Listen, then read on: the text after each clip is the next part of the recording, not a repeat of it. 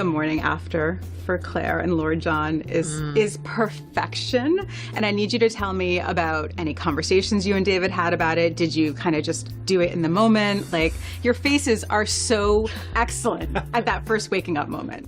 What? I thought I must have dreamt that.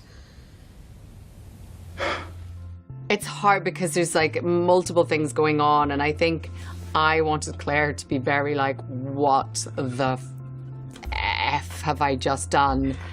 And this sort of shame to be there, but then it has to break, right? Because it's like then he's being super vulnerable and he's telling her this heartbreaking story that's also really poetic and beautiful. It's true, you know. Selflessness does have its own reward. For if I had taken him, that would have destroyed forever what did exist between us. Our friendship. You know, they have a bond now, and, you know, they know each other intimately now in a way that they, you know, only a few people do. Mm-hmm. Wasn't a little bit of emotional memory recall for you there, was there? In the morning after? No? No. I've never been. No, sure. No. Best of my knowledge, you have needed me urgently from the moment you saw me. I want your opinions on what do you think Jamie's odds of survival are if Claire does not show up in his life? Like, do you think we're out at like shoulder dislocation gone bad? Like, if she never showed up. It doesn't hurt anymore. Obviously, he's not making it to the age he's at now, right? No.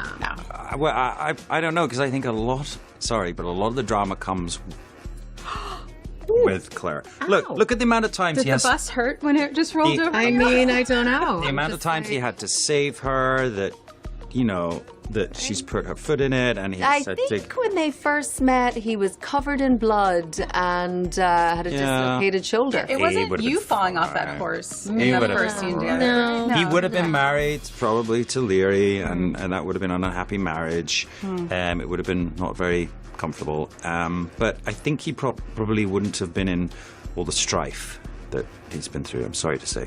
I've always said that when Jamie sees Claire, he sees his demise. He sees his death. He's like, I will die for this woman. And you probably will. Probably will. For this woman, because of this woman. Yeah. You know, that's two sides love. of the same coin. That's love. Tomato. What? Did they have tomatoes in those times? Yeah. If they didn't, Claire would make sure that they got like introduced, right? Yeah. I want you guys to think about whatever, the entire run. Can you think of a moment that you were super proud of Sam? Something he did on set, a scene, something like that. And then Sam, I'm going to ask you for Katrina as well. Oh, God, there's lots. I mean, I could probably pick multiple from each season. I mean, the work that he did, and I had to watch part of it again recently, and I hadn't seen it since it aired 10 years ago.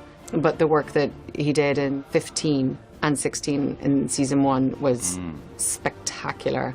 And I hadn't, because I hadn't seen it, and then I had to go back and watch something, and I was just blown away. I was blown away by how amazing you were in it. It was when he was in Wentworth with Blackjack. I won't surrender. To you. Or any man. But it was before the actual sexual assault, and it was just the moments leading up to it, and like just the work he was doing was absolutely incredible. Oh, do what you must. Take your pleasure and be done with it.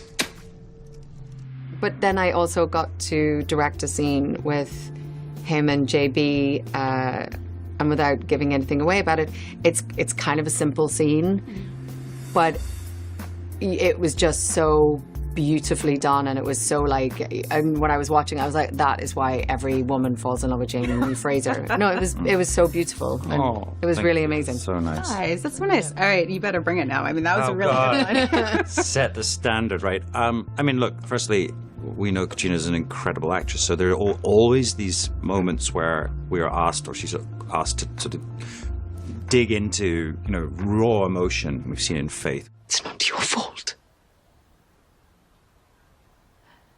It's not even Randall's fault, not this time. It's my fault. you'll see it a lot in this part of the season, which is incredible. And she really takes the viewers on that journey. Not that I've become like blasé about it, but she just delivers daily. Not only that, but is so persistent, so hardworking that she continually pushes the show to be better. But I think it's actually the same thing that Katrina said, is that when she directed, going on set on the first day and was like, oh God, I don't know how this is going to go. I know she's going to be great. And she was phenomenal. She's sort of such a people person. The crew adored her. And she got out some great performances from some rather rusty actors. And she's just, honestly, I was so proud of you that day. I can't wait to see it. It's going to be so good. It's all me, right? That whole episode. Yeah. Yeah. Good.